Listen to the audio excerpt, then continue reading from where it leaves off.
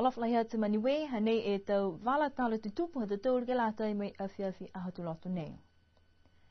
Ko e pongi ni mapela e tahatama tain fuata mui he puhala tu hako pehe e tau hokotaki kwa mohe ia ke puhala tu.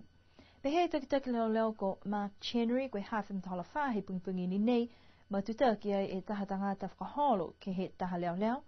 Hako pehe ia kwa mapela e ta fuata hako mohe ia puhala tu moe nā kai kisia he tangata whakaholo. Kai long he ta huhu hangau ia ke he lekua nei, haku kisia he tahe lekua ni kua tupu. He mga aho tataini me mga aho nei ke whahita pamole.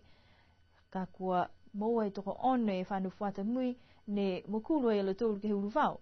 Ka kua whai lekua fōke pungi ni nei, moe aua ni he nā kai pāki alahi e fuata ia ni kua mapela ke mase. Pe he taki leo, koe tau kumi anga halo tolu kua manaki ke ono whamakutu. Koe hae he tupu ai le kua nei, moe biha fōki ke he fuata mui nei, koe hae ne kua mohe ia ke pola tu. Amanaki ke whakalaulahi ai e tau wala tali tupu nei ke tau ahui mua.